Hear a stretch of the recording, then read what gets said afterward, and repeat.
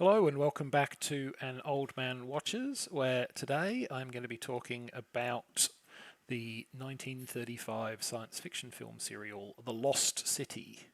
But before we talk about the serial itself, I'll just mention that Flash Gordon made his newsprint debut the year before, and leave you to ponder how that may have contributed to this project. So as the serial begins, strange electromagnetic phenomena are wreaking havoc across the entire globe. Despite the wide separation of the events, however, handsome and dashing young electrical engineer Bruce Gordon traces the source of the disturbances to a single location, an isolated part of Africa. Gordon heads off to this secluded, little-known region to uncover what's behind the disasters. There, he uncovers the Lost City, a secret complex located inside a mountain. The Lost City is ruled by Zolok, last surviving member of the ancient race of the Lemurians. Zolok proudly proclaims his responsibility for the disasters, which are the first step in his plan to take over the world. However, in truth, despite all Zolok's claims of Lemurian genius and superiority, the most marvellous creations in his possession are actually the work of a human, one Dr. Manius, a scientist whose obedience Zolok ensures by holding the Doctor's daughter hostage. Is the daughter in the serial solely to be the love interest for Bruce Gordon? Well, of course she is. Gordon must find a way to rescue Manius and his daughter and thwart Zolok's evil schemes, a quest that will involve many jungle adventures. So The Lost City began life as a 12-part film serial, with episodes generally running around 20 minutes apiece. It took the premise of another serial, The Phantom Empire, but transferred the lost civilization motif from the American West to the African jungle. In the decades after The Lost City's release, producer Sherman S. Krelberg had the serial edited into at least 4 different feature film versions. I say at least because the version I saw, which appears to be pretty much all 12 episodes stitched together with the previously sections cut out, doesn't appear to be among the 4 versions that are described on Wikipedia.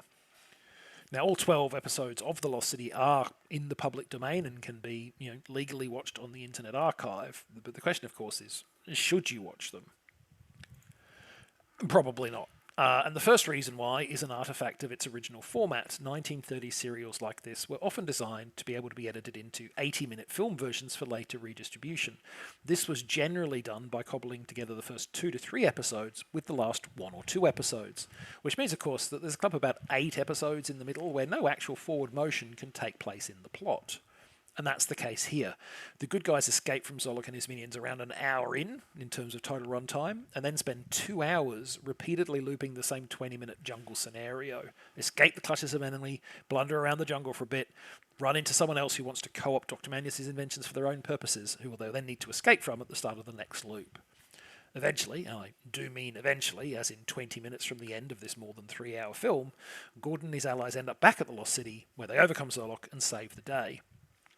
If you were to watch this serial, you could more or less skip episodes 4 to 11 and lose almost nothing. In addition to the recursive, repetitive narrative structures, another common feature of 1930s and serials and B pictures, and for that matter also some major pictures such as Gone with the Wind, is egregious racism.